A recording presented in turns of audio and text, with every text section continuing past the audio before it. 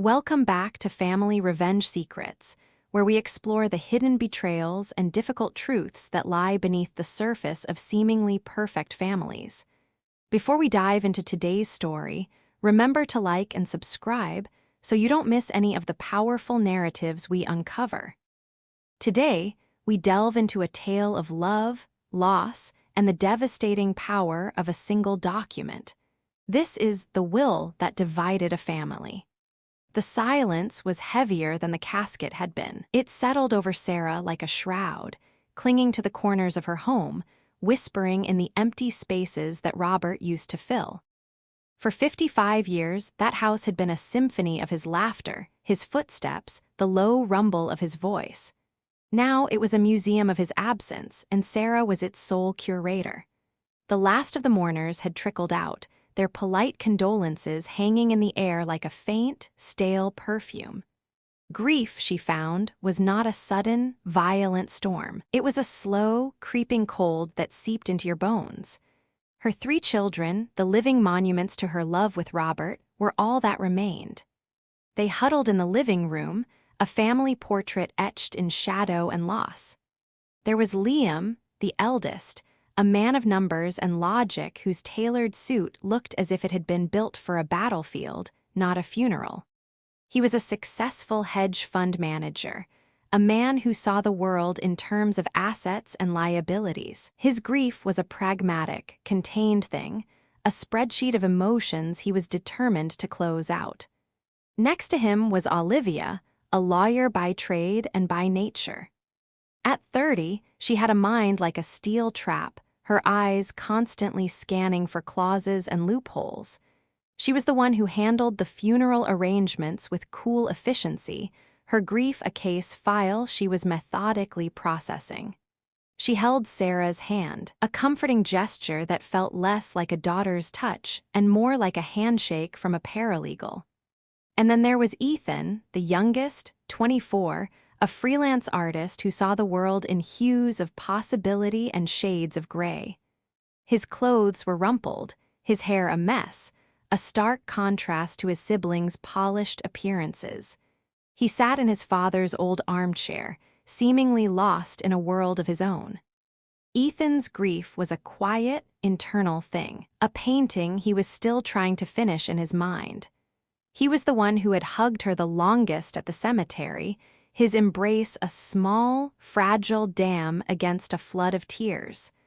They were her children, her world, and in the quiet of the room they felt like a single, unified force, a lighthouse guiding her through the dark. For a few brief, precious hours she was a mother, not a widow. She was their anchor and they were hers. The doorbell chimed, a harsh, unexpected sound that shattered the delicate peace. It was Mr. Johnson, Robert's longtime lawyer. He carried a leather briefcase that felt significant, ominous. He didn't offer a handshake or a hug, just a nod of somber understanding. He was a harbinger of things to come. He sat at the dining room table, the very table where they had shared 1,000 family dinners. The silence returned, but this time it was a different kind of silence, a loaded, pregnant one. The air grew thick with unspoken expectations. They weren't a grieving family anymore, they were an audience waiting for a verdict. Mr. Johnson cleared his throat and carefully opened the briefcase. He pulled out a thick document, a will, and a profound sense of foreboding filled the room. This was it, the final act, the final word from Robert. He began to read, his voice dry and formal, a stark contrast to the emotional weight of his words. He spoke of legacies, trusts, and assets. He spoke of the house, the vacation home, the investment portfolio. Robert had been a wise and prosperous man, and his estate was significant. Sarah listened numbly as the words flowed over her. It was all so foreign. It was just money, just things. She wanted her husband back, not a list of his possessions. Then came the part that changed everything. To my beloved wife, Sarah, Mr. Johnson Reed, his voice softening slightly, I leave the bulk of my estate, including the family home and the majority of my liquid assets, to be used as she sees fit for her comfort and well-being. A sigh of relief escaped her lips. Robert had taken care of her. He had secured her future. She looked at her children, expecting to see a shared sense of peace, but she saw something else. Olivia's face remained a mask of professional calm, but her eyes narrowed just a fraction, a micro-expression that spoke volumes to Sarah. She was already calculating the numbers, the missed opportunities. Ethan's gaze remained distant, but he shifted uncomfortably, his foot tapping a quiet, nervous rhythm on the floor. But it was Liam's reaction that was most telling. His jaw clenched, just for a moment, so subtly that no one else would have noticed. A flicker of something cold and sharp passed through his eyes. He had expected to be in charge. As the oldest son, and as a financial expert, he had always assumed he would be the one to manage his father's estate. The will had just placed a liability, a 55-year-old woman, in control of what he saw as a valuable portfolio. Mr. Johnson continued, "To my children, Liam, Olivia, and Ethan, I leave each of you a trust, a significant sum of money to be used for your futures, with the hope that you will use it to build lives of purpose and joy." He closed the document and placed it back in his briefcase. The silence that followed was no longer grieving or expectant, it was heavy with tension. It was the quiet before a storm. Liam was the first to speak. His voice was polite, almost too polite. "Mom," he said, turning to her with a forced smile. "I'm so glad Dad took care of you. We all are, but with the way the market is, with inflation, I think we should talk about the assets. Maybe we should sell the house and consolidate the funds into something more efficient." Sarah's heart sank. The storm had arrived. It was not a sudden burst of anger, but a cold, calculating draft. Liam hadn't even waited for the lawyer to leave. The grief was gone, replaced by greed. The sacred bond of family had just been put on the auction block, and the bidding had already begun. Liam's polite smile was a mask that barely concealed a razor's edge. He gestured around the living room, a place filled with 40 years of birthdays, anniversaries, and Christmases. To Sarah, it was a living scrapbook of their lives. To Liam, it was a liability. "Mom," he said, the word sounding like a business designation rather than a term of endearment. "I've been looking at the numbers. The real estate market is volatile, and interest rates are on the rise. Holding this house is a drain on the portfolio. Think of it as an illiquid asset. We should list it, get a top broker. We could have a bidding war on our hands. Then we take that capital and diversify the portfolio. You'd be in a much stronger position." Sarah felt a cold wave wash over her. It wasn't just the words he was saying, it was the way he was saying them, as if he were talking about a stock, not a home. This wasn't her son, the boy who had hammered a birdhouse on the front porch with his father.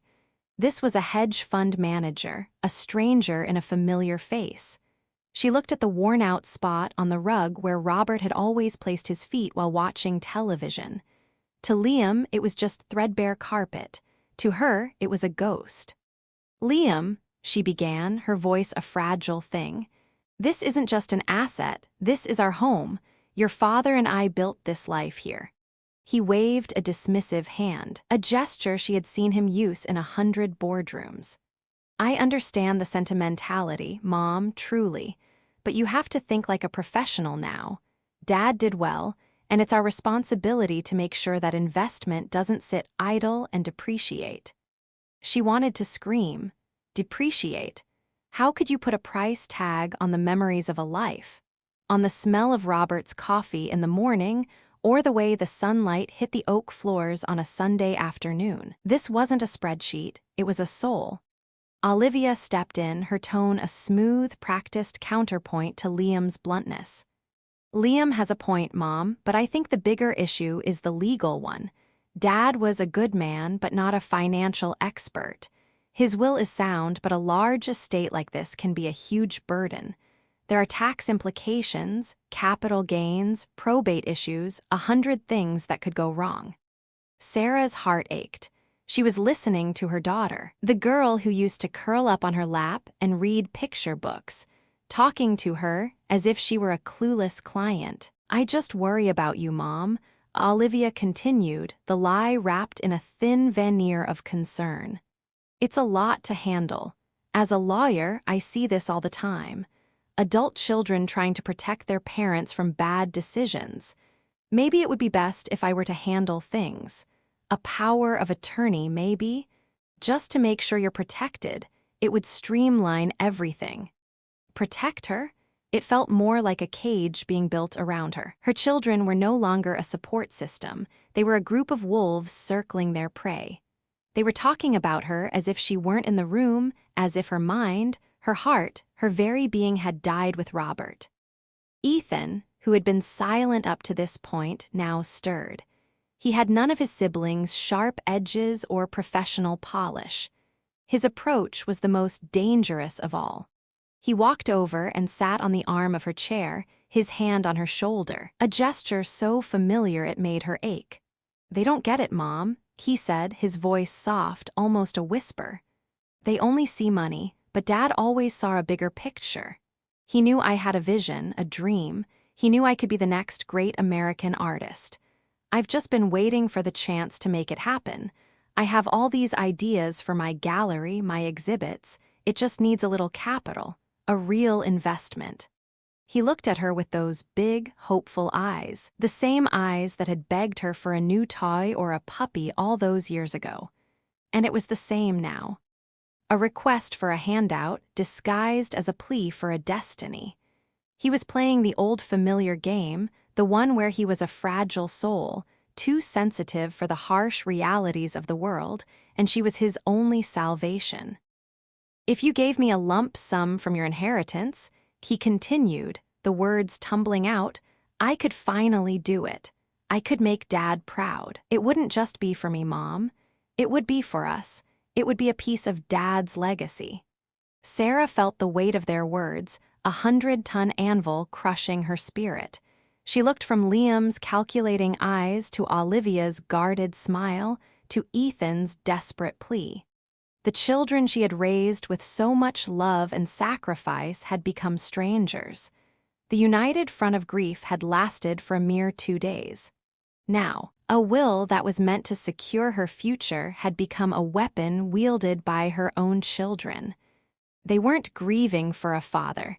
They were competing for a prize. The house was just a piece of property. Her well-being was a legal formality. Her heart was a bargaining chip. She stood up, her legs feeling wobbly beneath her. "I think I need a moment," she said, her voice barely a whisper. She walked into the kitchen, the room where she and Robert had shared so many mornings. It felt cold now, sterile. The silence wasn't a void to be filled, but a truth to be endured. Her family was gone. In its place stood a corporation of 3, each with their own agenda, and she was just the CEO they wanted to depose. The storm hadn't just begun. It was already in full force, and she was standing at its very center, alone. The silence was a lie. It had a sound, a low, constant hum of unspoken demands. In the days following Robert's funeral, Sarah's home, once her sanctuary, had become a waiting room. The children didn't call to ask how she was doing. They called to ask what she was doing. The conversations were carefully orchestrated, a series of polite raids on her peace of mind. Liam was the first. His voice was always calm, filled with a gentle, patronizing concern. "Mom," he would say, "I was just looking at the market. You know, things are a little shaky right now. I don't want you to lose anything. Maybe you should consider moving the liquid assets into a more stable account. I have a guy who can handle it. He's the best in the business. Just sign a few papers, and it's done, for your own protection." He sent her articles with headlines about economic downturns and the risks of a volatile market. He wasn't a son offering advice. He was a salesman trying to close a deal.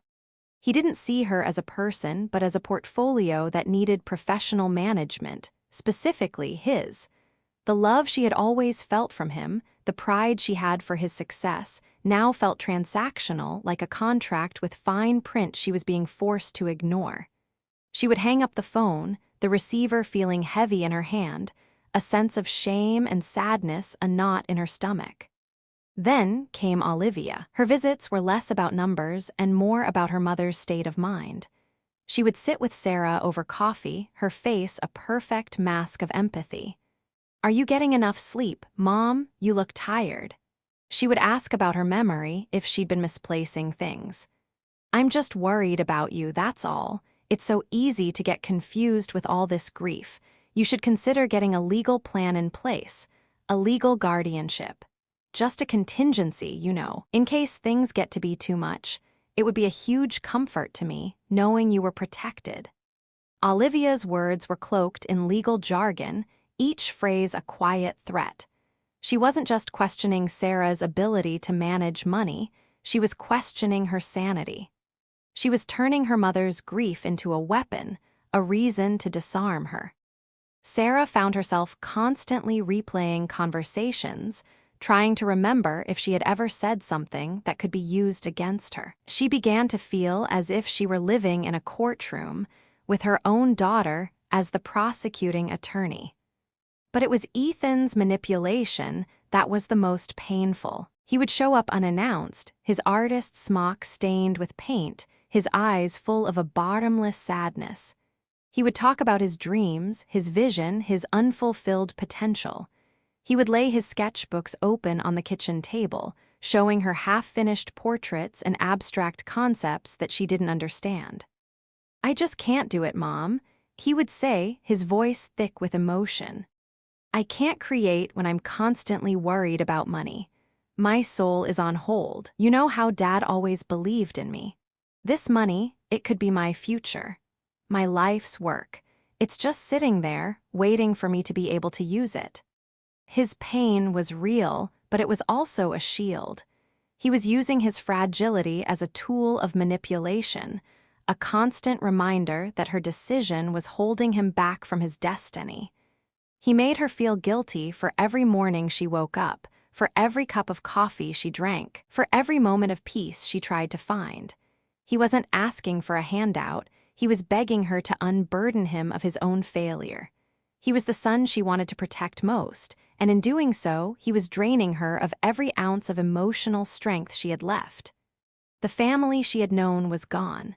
The bonds of love had been replaced by a cruel, unspoken negotiation. Each child had a different approach, a different angle. Liam was the pragmatist, Olivia the legalist, and Ethan the emotional extortionist. They had turned her life into a battleground, and she, the widow, was the prize. One afternoon, a week after the funeral, Ethan came over while Liam and Olivia were at work. He sat with her for a long time in the living room, not saying a word, just watching her. The silence was different this time. It was not hostile but heavy with an unknown purpose. Finally, he spoke, his voice low and serious. "They're going to try and take it from you, Mom. You know that, right?" Sarah's heart pounded. He was saying it out loud. The truth that had been whispered in her mind was now a declaration. "I can protect you," he said, and the words were so unexpected that she almost gasped. "I can tell them to back off. I can make them listen to me." Sarah looked at her youngest son, the one she had always thought of as naive and guileless. A calculating light was in his eyes, a glint she had never seen before. "But it has to be a partnership," he continued, leaning forward. "You need to show me that you trust me. They've already put us on opposite sides. You have to choose. You give me a large sum of money now, not for my art, but as a retainer, a sign of good faith. Then I'll stand by you. I'll fight them off. We can be a team against them. Your will, your wishes, will be my mission, my duty, my art." He had not just offered an alliance. He had offered a deal. He was a salesman just like Liam, an attorney just like Olivia, but his currency was her love. He wanted to be her partner, her savior, but the price was a piece of her inheritance, a down payment on her trust. Sarah looked at her youngest son, the child who had just offered to sell her his loyalty. She was no longer a mother. She was a client, and the negotiation had just begun. After Ethan's proposal, Sarah felt a profound exhaustion. She had been offered a deal, a twisted alliance where her youngest son would protect her from his siblings in exchange for a significant sum of money. The line between family and business had completely dissolved. She was no longer a mother, but a client. Her children were no longer a source of comfort, but a group of sharks circling a wounded whale. The thought of fighting a legal battle against Liam and Olivia, with Ethan as her savior, was overwhelming. But what choice did she have? It was a cold, hard decision, one that felt like a betrayal of her own heart. Ethan noticed her hesitation. He knew his siblings had a more organized and legitimate approach to getting the money, while his was built on emotion and desperation. He needed to act fast. "Mom, this is our chance," he said, his voice now a mix of pleading and urgency. "They'll come for you, I know it, and they'll get what they want. But if you and I work together, we can stop them. I'll make sure they don't get a penny more than what Dad left them in the will. I'll do everything, manage everything, so you don't have to worry about a thing." For Sarah, the offer was a bitter pill to swallow. Giving a large sum of money to her youngest son, who had always been irresponsible and without direction, felt reckless. But the thought of standing alone against Liam's pragmatic aggression and Olivia's legal machinations was a far more terrifying prospect. Ethan was her only child who still seemed to genuinely care, even if his motives were tainted by greed. The alliance, however flawed, felt like a lifeline in a storm. "Okay, Ethan," she said, her voice barely a whisper. "I'll do it. I'll give you a part of the inheritance, but on one condition: you have to promise to protect me. No more games, no more demands, just us working together." Ethan's face lit up with a mix of relief and triumph. "Thank you, Mom," he said, embracing her. "I promise you won't regret this." But as he hugged her, Sarah felt a pang of fear. The deal was done, but she wondered if she had just traded one problem for another. The next few days were filled with a strange, tense silence. Liam and Olivia, having sensed the shift in their mother, kept a watchful eye on her. When Ethan, emboldened by the money he had received, began to interfere in their attempts to contact Sarah, the quiet truce was broken. He was no longer the quiet artist. He was now her self-appointed bodyguard, answering her phone calls and screening her visitors. The first major confrontation came when Liam arrived at the house unannounced. "Mom," he said, his voice laced with forced calm, "Ethan has been making some strange choices. We need to talk about your financials away from him." Ethan stepped forward, a defiant look on his face. "She doesn't need your help, Liam. We're handling it." Liam's polite demeanor finally cracked. "Handling what? The money you conned from her? Do you really think he's going to protect you, Mom? He's just taking your money and pretending to be your savior." The accusation was a punch to Sarah's gut. Liam was right in a way. Ethan had manipulated her, but she had chosen to trust him. "That's enough, Liam," she said, her voice firm. "This is my decision. I'm giving Ethan a chance to prove himself." The words seemed to hang in the air, a declaration of war. Liam left in a rage, leaving behind a new, more dangerous tension. This was no longer a disagreement. It was a battle for control of a family's legacy, and Sarah had just chosen a side. The rage that had filled Liam when he left the house was a volatile, unpredictable thing. For 2 days, the phone remained silent. Sarah found herself in a state of suspended animation, a strange, uneasy peace that felt far more menacing than any shouting match. She knew the silence wasn't a truce, it was a strategy. Liam was no longer just a businessman, he was a general, and he had retreated to his war room to plan his next attack. Ethan, for his part, tried to maintain his post as her protector, but he seemed nervous, jumpy. The money he had received was no longer a symbol of trust, but a shackle that bound him to a fight he was ill-equipped to win. The invitation came in the form of a cold, formal email from Olivia. It was addressed to Mrs. Sarah Jenkins, not Mom. The subject line was urgent family meeting regarding estate management. It requested their presence at Liam's downtown office. The formal language and the neutral territory made Sarah feel like she was being summoned to a hearing, not a family gathering. Ethan, despite his bravado, looked visibly shaken. "It's a trap, Mom," he whispered, his eyes wide. "They're trying to get you on their turf. We shouldn't go." But Sarah had a stubborn resolve in her heart. She was a mother, not a pawn. She would face them. She would not be intimidated in her own life, in her own family's story. "We will go," she said, her voice firm. "We'll show them that we are united, that we are in control." When they arrived, the atmosphere was sterile and cold, a stark contrast to the warmth of her home. Liam and Olivia sat across from them at a long mahogany table, their faces a professional blankness. There was no coffee, no offer of a comforting word, just a stack of folders. "Thank you for coming, Mom," Olivia began, her voice devoid of any warmth. "We're here to talk about your well-being. We've become increasingly concerned about your ability to make sound decisions, especially in the wake of Dad's passing." Sarah felt a chill run down her spine. The words were familiar, but the intent was now stripped bare. This was not a conversation. It was an ambush. "We believe that due to the stress of your recent loss and your age, you are not mentally competent to handle the full scope of Dad's estate," Liam said, his tone flat and unyielding. Sarah's blood ran cold. "That's absurd," she whispered, her voice trembling. "I am perfectly capable." Liam reached for a folder and slid a document across the table. "With all due respect, Mom, we don't believe you are. We've had a professional evaluation done." It was a psychological report filled with jargon and clinical terms. It spoke of diminished capacity, emotional fragility, and cognitive decline. It was a lie, a weapon forged from her grief. But the worst was yet to come. Olivia opened another folder and produced a set of documents. "We were also able to get a hold of your personal medical records," she said, holding them up.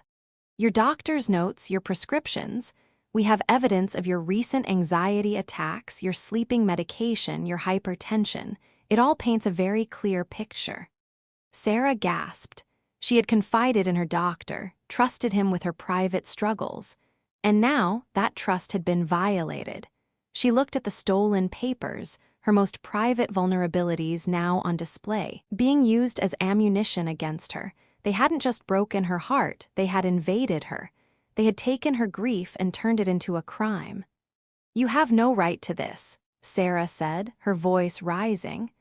"We have a moral obligation to protect you," Olivia shot back, her face a mask of self-righteousness. "We can't let you make rash, emotional decisions, like giving a large sum of money to Ethan, for example." Liam slid one final document across the table. It was a durable power of attorney. "We've had the legal documents drawn up," he said, his voice as sharp as a knife. "You just need to sign this, and we can take care of everything for you. This is the only way, Mom, the only way to stop this from becoming a public mess."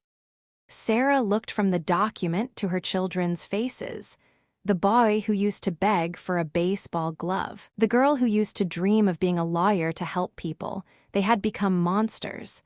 The power of attorney was not a safety net, it was a contract of surrender. It would hand over her freedom, her life, her very self. She turned to Ethan, her last hope. "Ethan," she pleaded, her eyes filled with tears. You promised you would protect me." Ethan's face was pale. He had no legal documents. He had no power. He had only a lump sum of money and a shattered promise. He looked at Liam's cold, logical stare, at Olivia's unyielding gaze, and his shoulders slumped in defeat. He had tried to play their game, but he had no idea of the stakes. He had no defense. Sarah's world came crashing down. Her family was gone. Her love had been replaced by a cold, calculating greed. Her children, the people she had lived for, were now trying to erase her, to declare her a ghost before she was even dead. She sat there, a woman alone in a cold office, staring at a document that would sign away her life, her heart breaking into a million pieces. She refused to sign. The words caught in her throat, a final, defiant act against the storm of their greed.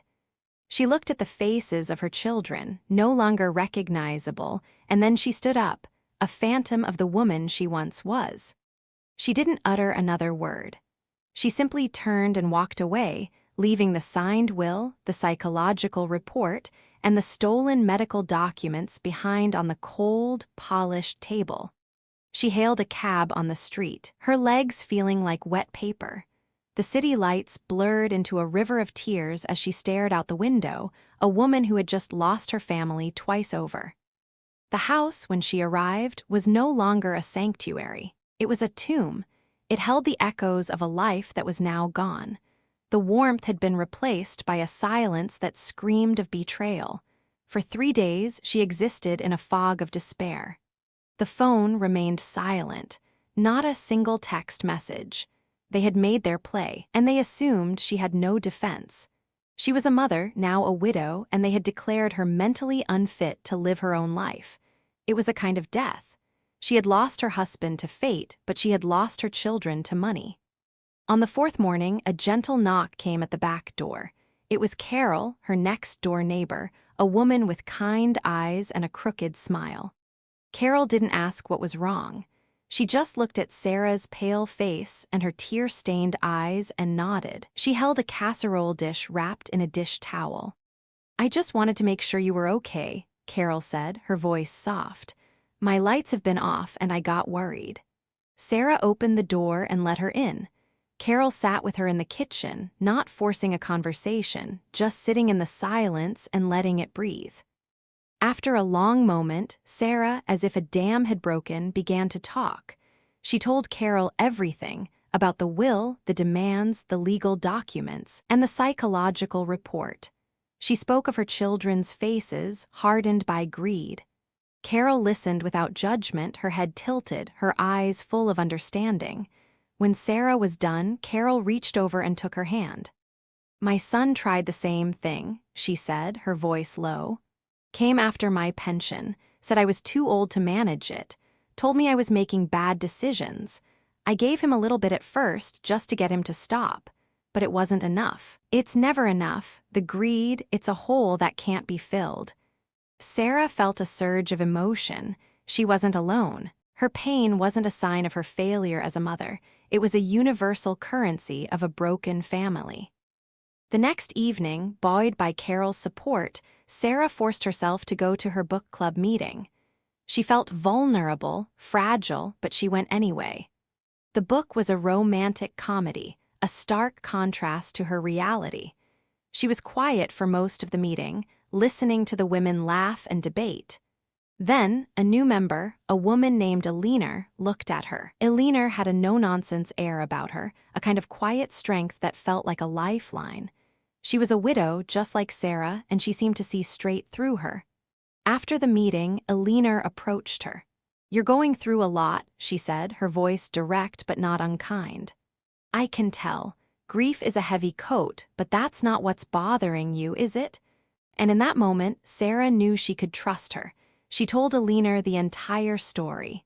Eleanor listened, her face unreadable, and then, when Sarah was finished, she let out a long breath.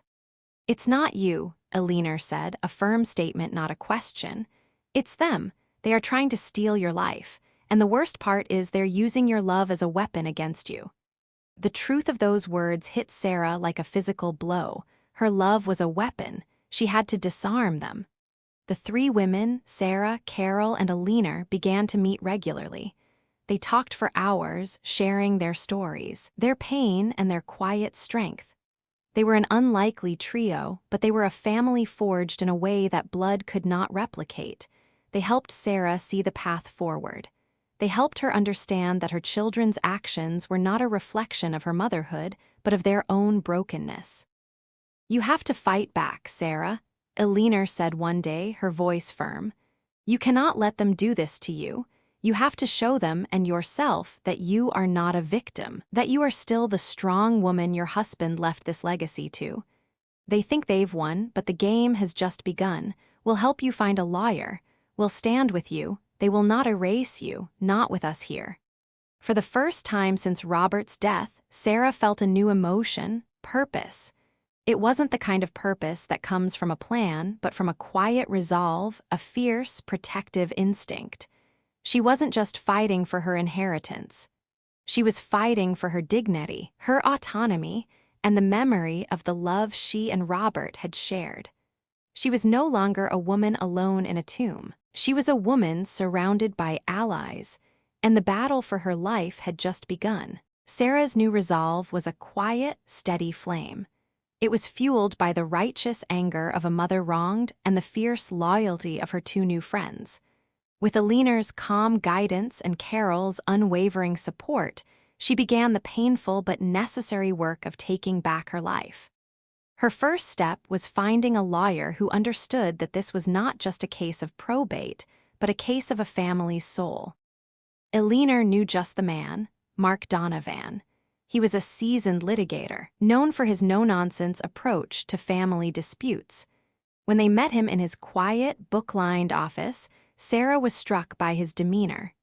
He wasn't slick or fast-talking. He was patient, with a kindness in his eyes that seemed to have survived a lifetime of human ugliness. He listened to her story without interrupting, the way an old-fashioned doctor listens to a patient's symptoms.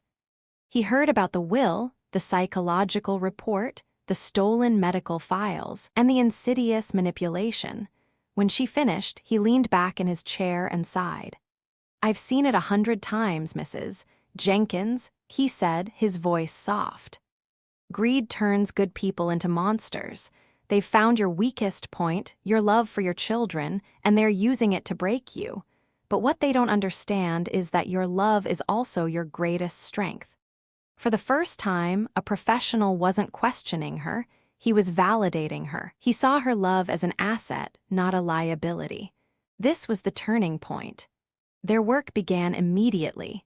It was a painstaking, emotionally grueling process. Mark asked her to recount every conversation, every subtle glance, every lie. She sat in his office for hours, a human recorder of her own pain. She described Liam's phone calls about market volatility, the cold calculation in his voice. She recalled Olivia's probing questions about her memory, her feigned concern that felt more like a court deposition. She spoke of Ethan's emotional blackmail, the way he used his artistic dreams as a weapon to make her feel guilty. Each memory was a small, sharp shard of glass, but as she laid them all out on the table for Mark to see, the pieces began to form a clear picture of betrayal.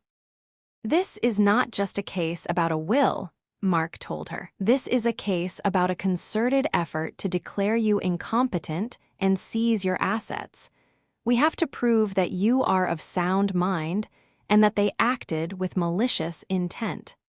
Their first step was to counter the false evidence. Mark arranged for Sarah to be seen by a reputable, independent psychologist. The sessions were different from the one she had been put through. The doctor was empathetic, a true professional. He listened to her story of grief and betrayal, and he saw a woman of immense strength and clarity, not a person in decline. His report, when it came back, was a testament to her mental resilience, a direct rebuttal to the children's claims. Next, they tackled the stolen medical records. Mark filed a complaint, but more importantly, he used the records to his advantage. The medications for anxiety and sleep were not signs of her incompetence. They were proof of the immense stress her children were putting her under. Her hypertension was not a symptom of old age. It was a physical manifestation of their emotional abuse. The narrative was shifting. The villains were no longer just greedy children, they were abusers. Then came the question of Ethan. Mark looked at Sarah, his gaze unwavering. "We'll have to bring him into this, Mrs. Jenkins. He's a key witness. He's either with you or he's with them." Sarah's face hardened. She knew the truth. Ethan's alliance was never about loyalty, it was about money.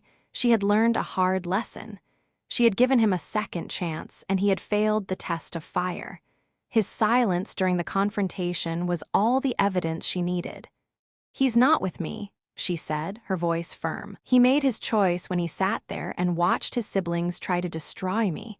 He's a victim of their greed, but he is also a perpetrator. He played their game, and he lost. My focus is on myself now, not on saving him." The words felt like a key turning in a lock, a final release from the guilt she had carried for so long. She wasn't responsible for their greed.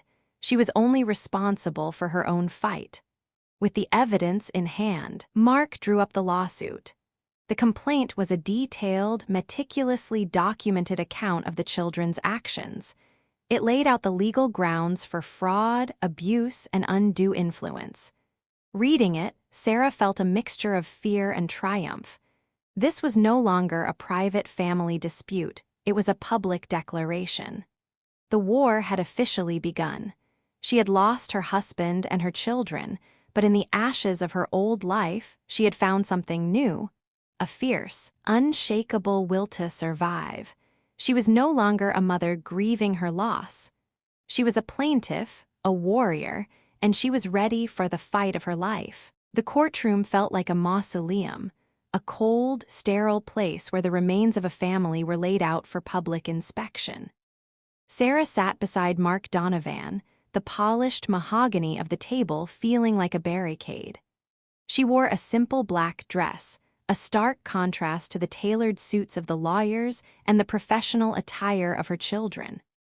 Across the aisle, Liam and Olivia sat with their legal team, their faces composed and impassive, a perfect picture of innocence. Farther back, alone in the gallery, sat Ethan. His eyes, fixed on his mother, held a look of profound regret and helplessness.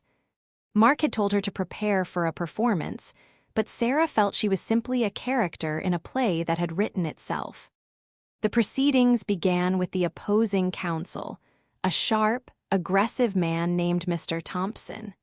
He spoke of his client's deep concern for their mother's mental and emotional state. He presented the fabricated psychological report and the stolen medical records, a cold recitation of facts designed to paint her as unstable and unfit to manage her own affairs.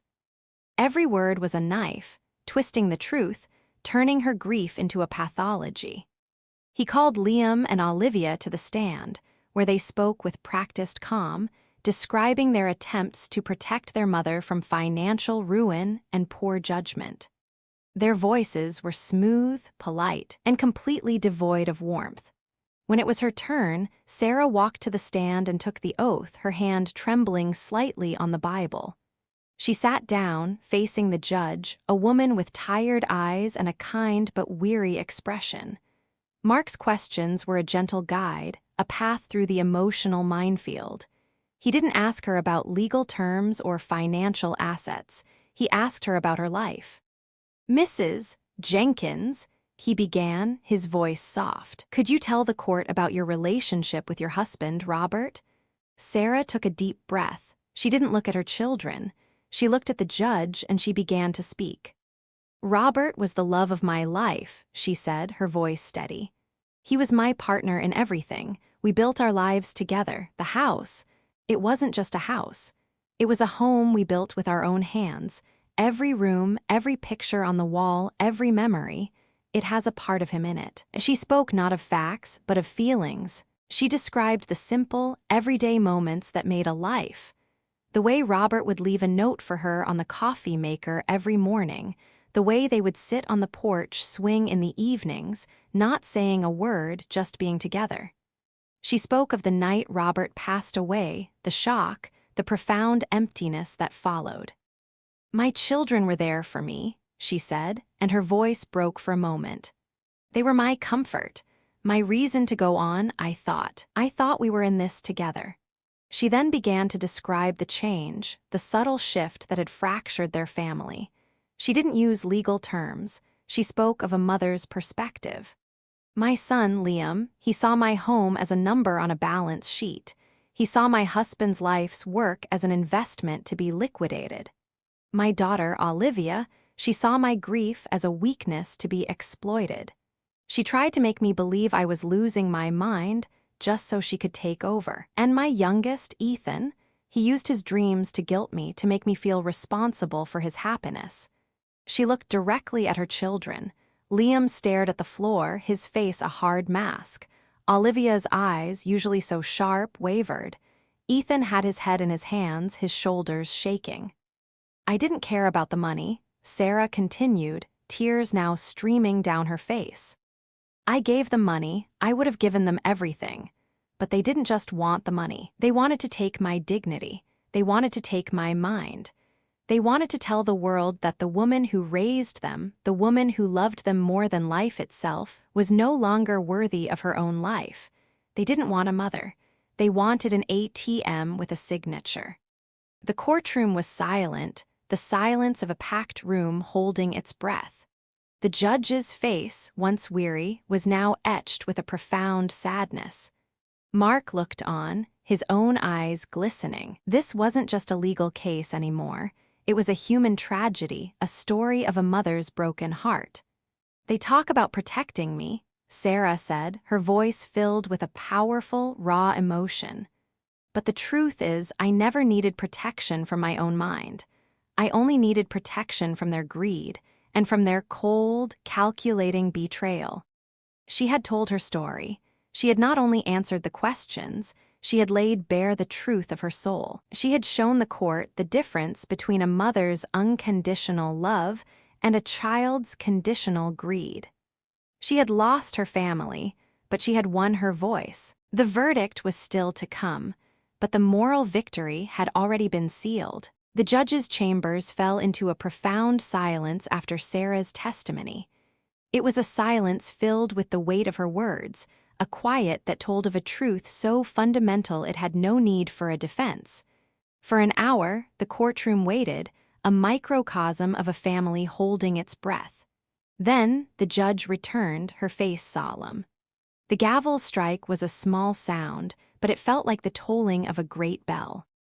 This court, the judge began, her voice clear and strong, has heard testimony that transcends a simple probate dispute.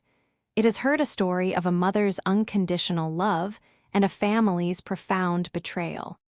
Sarah held her breath, her hand finding Carol's. The evidence presented by the defendants, while extensive, has been proven to be a carefully orchestrated series of fabrications and manipulations. The psychological report was commissioned without cause, the medical records were illegally obtained, and the entire premise of this lawsuit was built on a foundation of greed and a complete disregard for the well-being of the plaintiff, Mrs. Sarah Jenkins. The words were not just a legal ruling, they were a public condemnation. The judge's gaze swept over Liam and Olivia. This court finds that Mrs. Jenkins is of sound mind and fully capable of managing her own affairs. The claims of mental incompetence are hereby dismissed. The last will and testament of Robert Jenkins stands as written.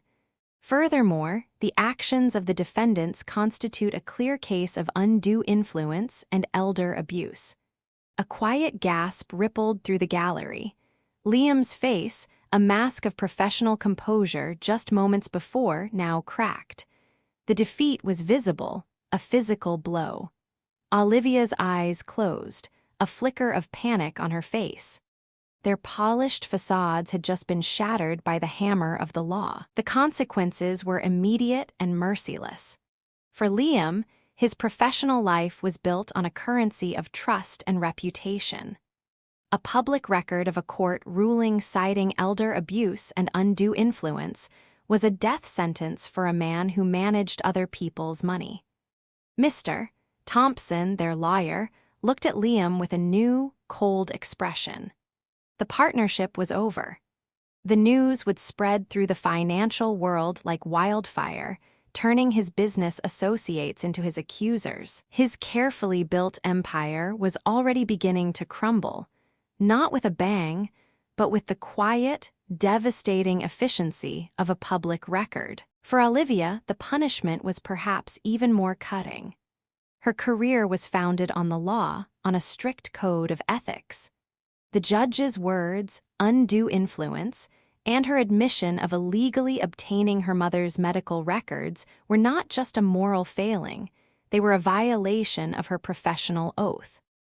The State Bar Association would be notified. Her license to practice law, the very source of her power and identity, was now in serious jeopardy. She had used her knowledge to harm her own family, and now her profession would turn on her. The legal world she had conquered was about to become a prison built of her own making. Ethan, sitting alone, was a study in a different kind of ruin. He had no professional reputation to lose, no license to practice. He had only a broken family and a crushing sense of his own failure. He had sided with greed and lost everything. He was a ghost in the courtroom, a silent witness to a tragedy he had helped to right. He looked from his mother, a woman who had just won, to his defeated siblings, and he knew he belonged to neither side. He was adrift. As the judge concluded her statement, Sarah felt a profound sense of relief, but it was not the triumph she had imagined. There was no joy. She had won the battle for the will, but she had lost her family forever. She looked at her children, their faces now a mix of anger, defeat, and regret. They were no longer the boy, the girl, and the artist she had raised. They were strangers. She had sought justice, and she had found it, but the cost was a hole in her heart that could never be filled. She had proven her sanity, but in doing so, she had been forced to witness the madness of the people she loved the most. The verdict was final, and the family she had known was now just a memory. The days after the verdict were a strange echo of the days after the funeral. The phone was silent. The house was a quiet place of grief. But this time, the grief was a different kind, not for the loss of a loved one, but for the loss of a life she had believed was her own. She had won, but the victory felt hollow, a trophy in an empty room. Mark Donovan had called to congratulate her, and the media had a brief flurry of stories about the family war, but the world moved on, leaving Sarah with the quiet, lingering aftermath. The house, once her sanctuary, now felt like a prison. Every room was a ghost of a memory, a testament to a life that had been shattered. The kitchen, where she and Robert had shared their first cup of coffee every morning, was now just a room where a mother had been told her mind was failing. The living room, where the Christmas tree had stood for 30 years, was the same place where her children had tried to declare her a stranger. The house wasn't just a home anymore, it was a crime scene, and the victims were her love and her trust. One afternoon, she stood in the sun-drenched living room, looking at a framed photograph of her and Robert on their wedding day. The smile on her face was so genuine, so full of hope. A single tear rolled down her cheek. She knew then that she couldn't stay. She couldn't heal in a place so haunted by betrayal. She had to leave the battlefield. The house had to go. The decision was both terrifying and liberating. For weeks, she worked methodically, packing away the life she had known. She didn't mourn the objects, she mourned the moments they represented. She gave away most of the furniture, the heirlooms, the things that were only valuable for the memories they held. She was shedding a skin, preparing for a new life. When the house sold, she felt no sadness, only a profound sense of release. She stood in the empty living room for the last time, the echoes of 1,000 dinners and 100 whispered conversations filling the air. She didn't look back. The first act of her new life was not to spend the money, but to give it away. She took a significant portion of the inheritance and donated it to various charities, a children's hospital, an animal shelter, and a foundation for the elderly. It was a conscious rejection of the very greed that had torn her family apart. She was giving away the thing they had fought so hard to take, a final, definitive statement that her life was not about accumulation, but about purpose. The money, now in the hands of others, was finally doing some good. With the rest, she bought a small, charming condo in a city 2 states away, a place where she had no history, no ghosts. It was a blank canvas, a fresh start. The first few days were lonely, a new kind of silence she had to get used to. But with the help of phone calls from Carol and Alina, she began to build a new routine, a new identity. She enrolled in a pottery class, something she had always wanted to do but never had time for. Her hands, once busy with raising a family and managing a household, now learned to mold clay, to shape something new from nothing.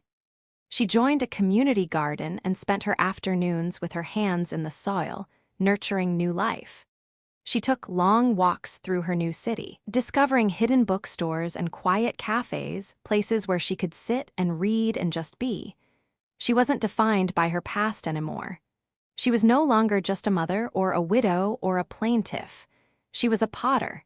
She was a gardener. She was a woman who was learning to live for herself, not for the expectations of others.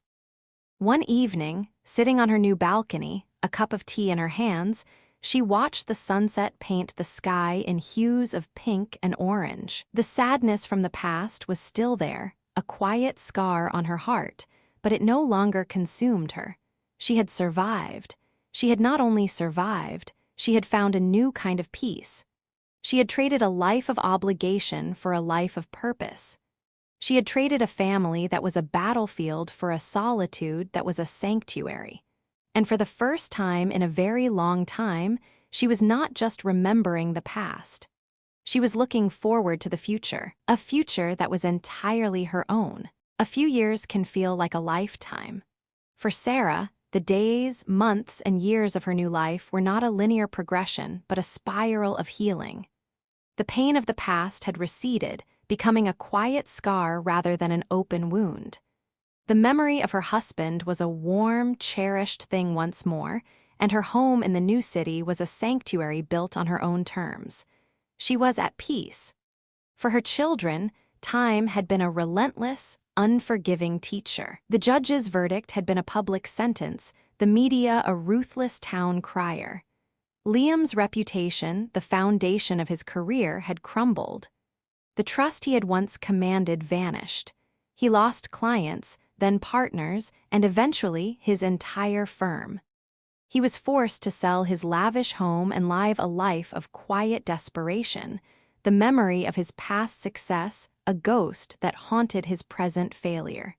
He saw the world in a new light, not as a series of assets to be exploited, but as a series of people he had failed. Olivia's legal career became a fragile house of cards. The Bar Association had formally reprimanded her, the stain on her record a permanent barrier to the high-profile career she had so ruthlessly pursued. She was a lawyer whose every word was now tainted by her own moral bankruptcy. She left the large law firm and took a job at a small, unassuming practice, a living testament to the fact that her knowledge, when used for ill, had only brought her ruin. She learned that a law degree can win a case, but it cannot win back a family. Ethan had no career to lose, but his fall was perhaps the most painful. The money he had received was gone, squandered on a dream he had no real plan to achieve. He was left with nothing but the crushing weight of his own actions and the humiliation of his failed alliance. He tried to reach out to his siblings, but they were too consumed by their own shame to forgive his betrayal. He found himself utterly alone, a free spirit who had traded his love for his mother for a brief taste of fortune and found only dust. The first outreach came in the form of a simple, handwritten letter from Liam. It was not a legal document, not a demand, just a hesitant apology. Then came Olivia's, short and to the point, filled with a raw, unvarnished regret. Finally, Ethan called. His voice, when Sarah answered, was filled with a quiet humility she had never heard before. They all, independently, reached the same conclusion. They wanted to see her. They wanted to apologize, not for money, but for the soul of their family. Sarah felt no triumph, only a deep, weary sadness. She had won the war, but the battlefield was her family. With a heavy heart, and with Carol and Aline's quiet encouragement, she agreed to meet them. They chose a public park on a beautiful, clear autumn day. Sarah saw them first, a huddle of 3 adults who looked both familiar and foreign. There were no hugs, no kisses, just an awkward silence filled with years of unsaid things. Liam, the man who had seen the world in numbers, was a ghost of his former self. Olivia, the woman of law and order, looked small and defeated. Ethan, the lost boy, finally looked as if he had found his way to a quiet, profound regret. They spoke one by one, their apologies falling on the sun-warmed grass like heavy stones. They admitted their mistakes. They spoke of their shame. They asked for forgiveness. Sarah listened, her eyes filled with tears. She had imagined this moment 1,000 times, and in every scenario she had felt a different emotion. But now, in the face of their brokenness, all she felt was a deep, aching love for the children she had lost so long ago. "I forgive you," she said, her voice filled with a quiet strength. "I forgave you the day I walked away from you, because I had to. I had to let go of the anger and the pain to find peace." She looked at each of them in turn. "But I need you to understand something. The will, the money, it was never the most important thing. Your father didn't leave you a fortune. He left you a family. He left you each other, and you threw it all away. The greatest legacy Robert left wasn't the house or the money, it was the love we had. And in your greed, you proved to me that my love was not a currency. It was a gift you were not worthy of." The words were not a condemnation, but a final, painful truth.